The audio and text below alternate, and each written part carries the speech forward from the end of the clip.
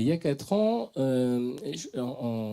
en arrêtant une statine, je fâche assez furieusement un collègue qui était professeur de cardiologie et qui m'écrit avec plusieurs copies vraiment l'épouvante dans laquelle je l'avais mis. En lui répondant, je découvre qu'à ce moment-là venait d'être publiée une alerte assez discrète de l'agence américaine du médicament, la FDA, de l'agence européenne, et qui disait « Attention, les statines peuvent donner des diabètes ».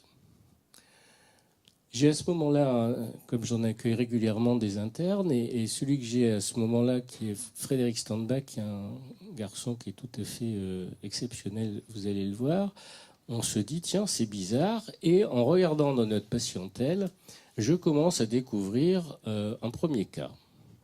On s'était défini pour définir ces cas, puisqu'on est dans la pharmacovigilance, on a l'obligation de décrire non pas les effets graves, mais tous les effets. On s'est dit, on va le faire très très sérieusement, et identifier un diabète, c'est finalement pas simple. Et donc, on s'est mis comme critère de dire, il faut que quand la statine a été arrêtée ou dont la dose a été diminuée, le diabète se soit amélioré, c'est-à-dire avoir un critère de réversibilité. C'est un critère très très dur. Je vais vous expliquer pourquoi. On envoie ça, notre déclaration, au Centre régional de pharmacovigilance. En même temps, été 2012, pour ceux qui se rappellent, il y a Jupiter publie une réanalyse avec là, je veux dire, ça devenait évident. Sous la rosuvastatine, il y avait eu une augmentation importante des diabètes. La réponse du centre de pharmacovigilance nous a surpris parce que déjà notre diabète, il ne le voyait pas bien, alors que c'était quand même, on avait une déclaration comme ça, on y avait passé plus d'une dizaine d'heures, et en plus on leur avait fourni déjà la base bibliographique qu'on avait faite. Alors là, déjà, ils n'avaient pas lu non plus. Mais ce qu'on apprend et nous a convaincu, c'est que c'était le premier cas en France. C'est-à-dire que jusqu'à présent, août 2012, il n'y avait eu aucun cas de diabète sous statine notifié dans la pharmacovigilance française. C'est dit là, on continue. Et petit à petit, donc Frédéric a été une première partie à mon cabinet jusqu'en fin octobre, et puis l'année d'après aussi 6 mois. Et donc, il a décidé de faire sa thèse dessus. On a dit, on va aller à fond. On va décrire les cas. On est remonté 10 ans en arrière, puisque j'ai quand même des dossiers assez solides avec une base informatique qui me permettait de le faire. Donc on a pu décrire 4 cas, ce qui est l'échelle d'un petit cabinet comme le mien, où je suis assez peu prescripteur de statine, notamment en prévention primaire, ce qui me semble déjà énorme. Et puis en même temps, on s'est dit qu'il faut faire l'analyse de la littérature. Qu'est-ce qu'il y a dans la littérature? Et là, ce qui est assez surprenant, c'est qu'on voit qu'à partir de 2012 et surtout 2013, d'un seul coup, il y a une flambée de publications.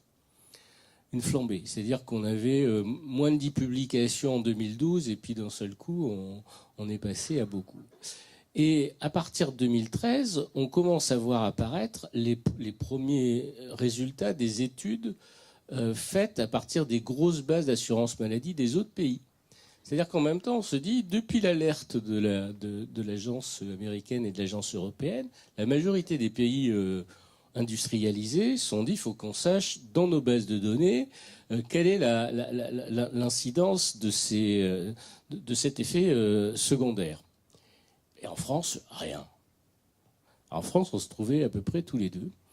Et donc, on fait cette revue de la littérature. Et dans la revue de la littérature, Frédéric vient me voir en me disant « Je crois que je sais quand ça s'est passé ». C'est-à-dire qu'il reprend une des méta-analyses qui est publiée, je crois, en 2011, et il dit « Ils sont remontés à demander aux investigateurs les résultats qu'il y avait sur les diabètes sous statine et qui n'avaient pas été publiés. » Et depuis Prosper, c'est-à-dire 9 ans avant, 10 ans avant, ils avaient, parce que dans Wooscops, ils pensaient qu'il y avait un effet protecteur. Ils avaient écrit dans l'article qu'ils devaient le vérifier dans Prosper, et dans Prosper, c'était pas publié.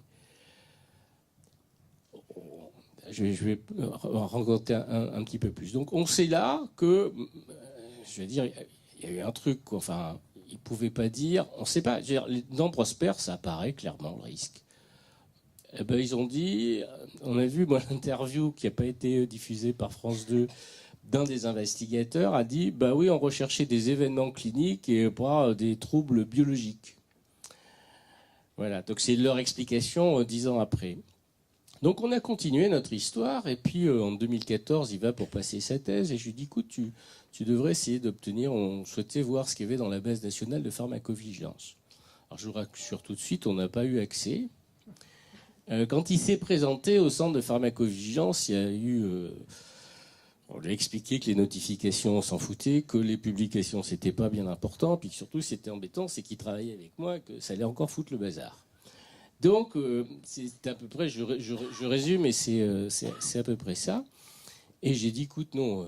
Alors là, il y avait la grande affaire entre Rory Collins face à je me rappelle plus du nom de la rédactrice en chef du BMJ, enfin face au BMJ, donc Fiona Godley.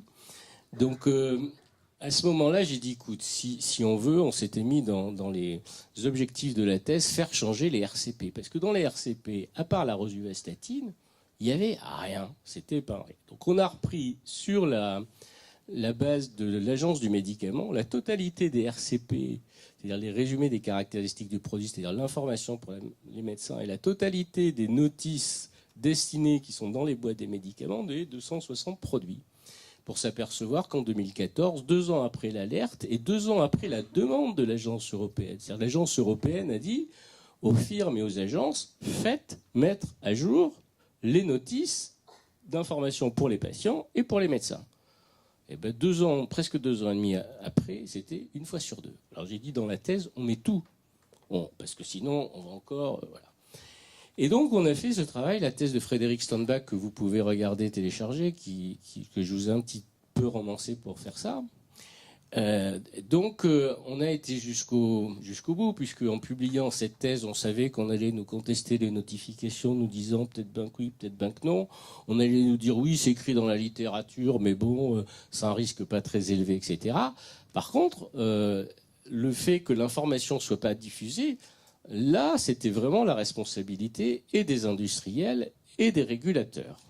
Et donc, on s'est dit, on a profité d'ailleurs du débat extrêmement intense dans le BMJ pour proposer en lettres une information sur l'information inadéquate sur la diabétogénèse des statines dans l'information France. Et donc, on a été publié. Ça a été un gros point pour nous d'être publié dans le BMJ.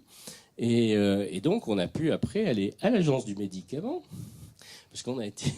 Alors, c'était un petit peu folklorique, hein, mais pour vous dire quand même, l'ambiance, on était quand même reçus derrière. Il y a des trucs de sécurité, mais on était quand même reçus derrière des grilles. On laissait nos cartes d'identité. Après, on a été reçus dans une pièce. Ils étaient 5, on était 2. On n'a pas eu droit à un verre d'eau. Il y avait des cartons au milieu de la salle. Et puis bon, en fait, finalement, le directeur des produits nous a dit, en fait, c'est à vous de publier pour informer. Parce que nous, agence, on comprenait qu'ils étaient embêtés, quoi. Et puis alors, il y a des choses que je peux pas dire. Filmer. Mais et donc de nous encourager et puis de nous dire, écoutez, prenez contact aussi avec la haute autorité de santé. Alors j'ai dit bon, c'est bon, le téléphone entre Saint-Denis et Saint-Denis, ça marche pas.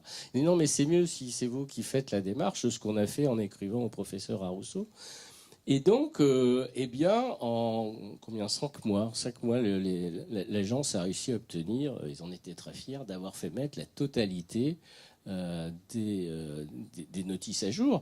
Ce qui change qu'une partie du problème, c'est que derrière, on souhaitait qu'il y ait une lettre d'information. Alors, il y a eu effectivement une lettre d'information de l'agence du médicament, qui est assez discrète. Elle est uniquement disponible sur Internet. Et puis en même temps, elle dit, mais vous comprenez, c'est pas très embêtant parce que de toute façon, ça fait plus de bien que de mal, même si ça leur file un peu de diabète. Et puis en même temps, était sortie une étude dans Lancet qui montrait que ça donnait le diabète parce que ça faisait baisser le cholestérol. C'est la même voie métabolique.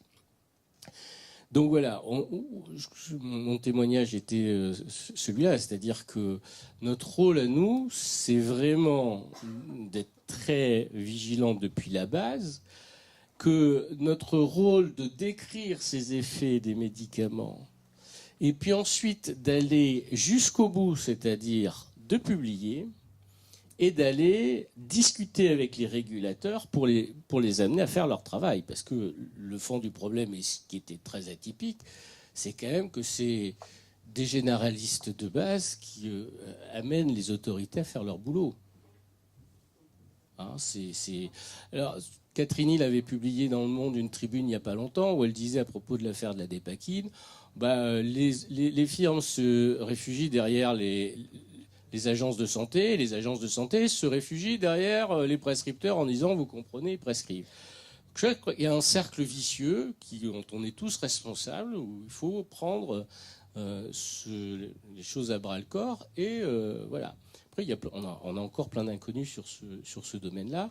Moi, j'avoue qu'on n'a pas eu le courage d'aller plus loin, c'est-à-dire qu'on avait envie de publier des cas, mais à la fois c'est des cas publiés, c'est compliqué, et puis voilà. Mais le fait que les diabètes s'améliorent ou disparaissent quand on diminue ou quand on arrête le médicament, c'est un truc qui n'a pas été exploré nulle part.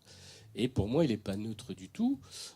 Et en tout cas, je pense que déjà, les médecins, d'une manière générale, en dehors de toute polémique, parce qu'ils sont mal à l'aise avec la polémique, je pense que ça les aide quand on en parle dans les débats, mais à la fois, ça les braque. Mais si on arrivait à faire percevoir que quand on arrête un certain nombre de médicaments, il y a vraiment des traductions de termes de santé. Et là, la chose, elle n'est pas neutre, parce que les antidiabétiques sont, dans une grande majorité, à la fois très toxiques, et les derniers beaucoup plus. On va avoir des flambées de pancréatite, de cancer du pancréas, etc. Et ensuite, on ne sait pas bien à quoi ils servent sur l'amélioration du pronostic des diabètes. C'est-à-dire que les hypoglycémiants font baisser les glycémies, mais ce qui permet aux gens de faire moins d'événements cardiovasculaires, etc., c'est pas prouvé.